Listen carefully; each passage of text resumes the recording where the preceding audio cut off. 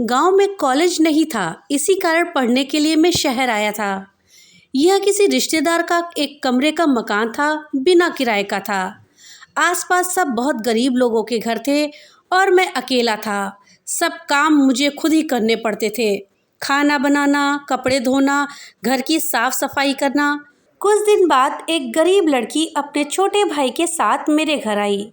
आते ही सवाल किया, तुम मेरे भाई को ट्यूशन करा सकते हो क्या? मैंने कुछ देर सोचा, फिर कहा नहीं। उसने कहा क्यों? मैंने कहा टाइम नहीं है, मेरी पढ़ाई डिस्टर्ब होगी। तब वो बोली, बदले में मैं तुम्हारा खाना बना दूंगी। शायद उसे पता था कि मैं खुद ही खाना पकाता हूँ। मैंने कोई जवाब नहीं दिया तो वो और लालच देकर बोली, बर्तन भी साफ कर दूंगी। अब मुझे भी लालच आ ही गया। मैंने कहा कपड़े भी धो दो तो पढ़ा दूंगा। वो मान गई। इस तरह से उसका रोज घर में आना जाना होने लगा। वो काम करती रहती और मैं उसके भाई को पढ़ा रहा होता। ज़्यादा बात नहीं होती। उसका भाई 8वीं कक्षा में था, खूब होशियार था। इस कारण ज़्यादा माथापच्ची नहीं करनी पड़ती थी। कभी कभी वो घर की सफाई भी कर दिया करती थी। दिन गुजरने लगे। एक रोज़ शाम को वो मेरे पास घर आई तो उसके हाथ में एक बड़ी सी कुल्फ़ी थी। मुझे दी तो मैंने पूछ लिया, कहाँ से लाई हो? उसने कहा घर से। आज बरसात हो गई तो कुल्फियाँ नहीं बिकी। इतना कहकर वो उदास हो गई। मैंने फिर कहा, मगर तुम्हारे पापा तो समोसे कचौरी का ठेला लगाते हैं। उसने कहा, वो सर्दियों में समोसे कचौरी और गर्मियों में कुल्फ़ी। और आज बरसात हो गई तो कुल्फ़ी नहीं बिकी, मतलब ठंड के कारण लोग कुल्फ़ी नहीं खाते। ओह, मैंने गहरी सांस छोड़ी। मैंने आज उसे गौर से देखा था। गंभीर मुद्रा में वो उम्र से बड़ी लगी, समझदार भी, मासूम भी। धीरे धीरे वक्त गुजरने लगा। मैं कभी कभार उसके घर भी जाने लगा, विशेष तौर पर किसी त्योहार या उत्सव पर। कई बार उससे नजरें मिलती तो मिली ही रह जाती, पता नहीं क्यों। ऐसे ही समय बीतता गया। इस बीच कुछ बातें मैंने उसकी भी जान ली कि वो बूंदी बांधने का काम करती है। बूंदी मतलब किसी ओढ़नी या चुनरी पर धागे से गोल गोल बिंदु बनाना। बिंदु बनाने के बाद वो चुनरी की रंगाई करने पर डिज़ाइन तैयार हो जाती है। मैंने बूंदी बांधने का काम करते उसे बहुत बार देखा था। एक दिन मैंने उससे पूछ लिया, तुम ये काम क्यों करती हो? वो बोली, पैसे मिलते हैं। क्या करोगे पैसों का? इकट्ठे करती हूँ। कितने हो गए? यही कोई 6-7 हज़ार। मुझे 1,000 रुपये उधार चाहिए, जल्दी लौटा दूंगा। मैंने मांग लिए। उसने सवाल किया, किस लिए चाहिए? कारण पूछोगी तो रहने दो, मैंने मायूसी के साथ कहा। वो बोली, अरे मैंने तो ऐसे ही पूछ लिया, तुम मांगे तो सारे दे दूंगी। उसकी ये आवाज़ अलग सी जान पड़ रही थी, मगर मैं उस वक्त कुछ समझ नहीं पाया। पैसे मिल रहे थे, उन्हीं में खोकर रह गया। एक दोस्त से उधार लिए थे, कमबख्त 2-3 बार मांग चुका था। एक रोज़ मेरी जेब में गुलाब की एक टूटी पंखुड़ी निकली, मगर तब भी मैं यह सोच कर ही रह गया कि कॉलेज के किसी दोस्त ने चुपके से डाल दी होगी। उस समय इतनी समझ भी नहीं थी। एक दिन कॉलेज की मेरी एक दोस्त मेरे घर आ गई कुछ नोट्स लेने। मैंने दे दिए और वो मेरे घर के बाहर खड़ी थी और मेरी दोस्त को देखकर बाहर से ही तुरंत वापस घर चली गई। और फिर दूसरे दिन दोपहर में ही याद की। आते ही कहा, कल से तुम्हारा कोई काम नहीं करूँगी मैं। मैंने कहा, क्यों? काफ़ी देर तक तो उसने जवाब नहीं दिया। फिर धोने के लिए मेरे बिखरे कपड़े समेटने लगी। मैंने कहा, कहीं जा रही हो? उसने कहा, नहीं, बस काम नहीं करूँगी और मेरे भाई को भी मत पढ़ाना कल से। मैंने कहा, अरे तुम्हारे 1,000 रुपये कल दे दूंगा, कल घर से पैसे आ रहे हैं। मुझे पैसे को लेकर की शंका हुई थी, इस कारण पक्का आश्वासन दे दिया। उसने कहा, पैसे नहीं चाहिए मुझे। मैंने कहा, तो फिर? मैंने आंखें उसके चेहरे पर रखी और उसने एक बार मुझसे नज़र मिलाई तो लगा हजारों प्रश्न हैं उसकी आंखों में, मगर मेरी समझ से बाहर थे। उसने कोई जवाब नहीं दिया। मेरे कपड़े लेकर चली गई। अपने घर से ही धोकर लाया करती थी। दूसरे दिन वो नहीं आई, ना ही उसका भाई आया। मैंने जैसे तैसे खाना बनाया, फिर खाना खाकर कॉलेज चला गया। दोपहर को आया तो सीधा उसके घर चला गया। ये सोचकर कि कारण तो जानू काम नहीं करने का। उसके घर पहुंचा तो पता चला कि वो बीमार है। एक छप्पर में चारपाई पर लेटी थी अकेली। घर में उसकी मम्मी थी जो काम में लगी थी। मैं उसके पास पहुंचा तो उसने मुंह फेर लिया करवट लेकर। मैंने पूछा, दवाई ली क्या?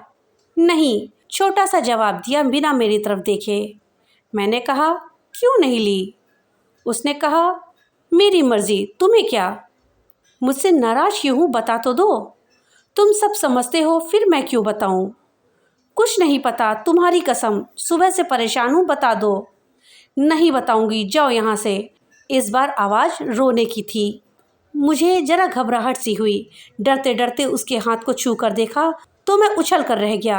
बहुत गर्म था। मैंने उसकी मम्मी को पास बुलाकर बताया।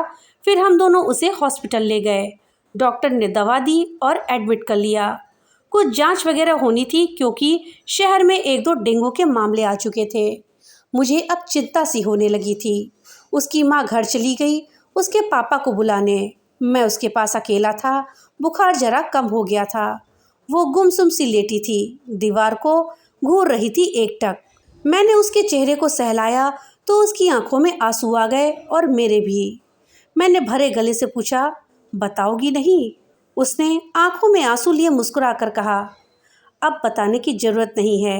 पता चल गया है कि तुझे मेरी परवाह है ना? मेरे होठों से अपने आप ही एक अल्फाज निकला, बहुत।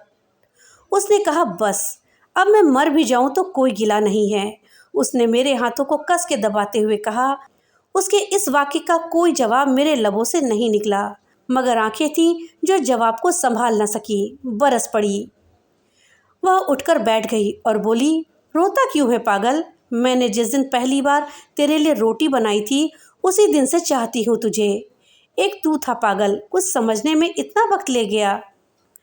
फिर उसने अपने साथ मेरे आंसू भी पोंछे। फिर थोड़ी देर बाद उसके घर वाले आ गए। रात हो गई थी। उसकी हालत में कोई सुधार नहीं था। फिर देर रात तक उसकी बीमारी की रिपोर्ट आ गई। बताया गया कि उसे डेंगू है और ये जानकर आग सी लग गई थी मेरे सीने में। खून की कमी हो गई थी उसे, पर खुदा का शुक्र है कि मेरा खून मैच हो गया था उसको। 2 बोतल खून दिया मैंने तो जरा सुकून मिला दिल को। उस रात वो अचेत सी थी। बार बार अचेत अवस्था में उल्टियाँ कर देती थी। मैं 1 मिनट भी नहीं सोया उस रात। डॉक्टरों ने दूसरे दिन बताया कि खून में प्लेटलेट्स की संख्या बहुत तेज़ी से कम हो रही है, खून और देना होगा। डेंगू का वायरस खून का थक्का बनाने वाली प्लेटलेट्स पर हमला करता है। अगर प्लेटलेट्स ख़त्म हो जाएं तो पूरे शरीर के अंदरूनी अंगों से खून का रिसाव शुरू हो जाता है। फिर बचने का कोई चांस ही नहीं रहता। मैंने अपना खून देने का आग्रह किया, मगर रात को दिया था, इस कारण डॉक्टर ने मना कर दिया। फिर मेरे कॉलेज के 2-4 दोस्तों को बुलाया। साले 10 एक साथ आ गए। खून दिया, हिम्मत बंधाई, पैसों की ज़रूरत हो तो देने का आश्वासन किया और चले गए। उस वक्त पता चला कि दोस्त होना भी कितना ज़रूरी है। पैसों की कमी नहीं थी, घर से आ गए थे। दूसरे दिन की रात वो कुछ ठीक दिखी, बातें भी करने लगी। रात को सब सोए थे, मैं उसके साथ बैठा जाग रहा था। मैंने कहा, सिर्फ पंखुड़ियाँ मिली थी। हाँ, उसने कहा, कुछ समझे थे? नहीं, क्यों? सोचा था कॉलेज के किसी दोस्त की मजाक है। और वो रोटियाँ? कौन सी? दिल के आकार वाली। अब समझ आ रहा है, बुद्धू हो। हाँ। फिर वो हंसी, काफ़ी देर तक निश्चल मासूम हंसी। कल सोए थे क्या? नहीं। अब सो जाओ, मैं ठीक हूँ, मुझे कुछ ना होगा। सचमुच नींद आ रही थी, मगर मैं सोया नहीं। मगर वो सो गई। फिर घंटे भर बाद वापस जाग गई। मैं ऊँघ रहा था। सुनो। हाँ, मैं नींद में ही बोला, ये बताओ कि बीमारी छूने से क्या किसी को लग सकती है? नहीं, सिर्फ मच्छर के काटने से लगती है। इधर आओ। मैं उसके करीब आ गया। एक बार गले लग जाओ। अगर मर गई तो ये आरजू बाकी न रह जाए। ऐसा ना कहो प्लीज़, मैं इतना ही कह पाया। फिर वो मुझसे काफ़ी देर तक लिपटी रही और सो गई। फिर उसे ढंग से लिटाकर मैं भी एक खाली बेड पर सो गया। मगर सुबह मैं उठ तो गया और वो नहीं उठी, सदा के लिए सो गई। मैंने उसे जगाने की बहुत कोशिश की, पर आंखें ना खोली उसने। वो इस संसार को और मुझे छोड़कर इस दुनिया से जा चुकी थी, मुझे रोता बिलखता छोड़कर। ये थी आर्यन यादव जी के द्वारा लिखी हुई कहानी कहाँ खो गई थी तुम। कहानी अगर अच्छी लगी हो तो वीडियो को लाइक और ज़्यादा से ज़्यादा शेयर करिएगा। और हाँ, अगर चैनल पे नए आए हैं तो चैनल को सब्सक्राइब करना मत भूलिएगा और अपने विचार हमें कमेंट बॉक्स में लिख करके ज़रूर बताइएगा। तो मिलते हैं अगली एक नई कहानी के साथ। तब तक के लिए बाय बाय।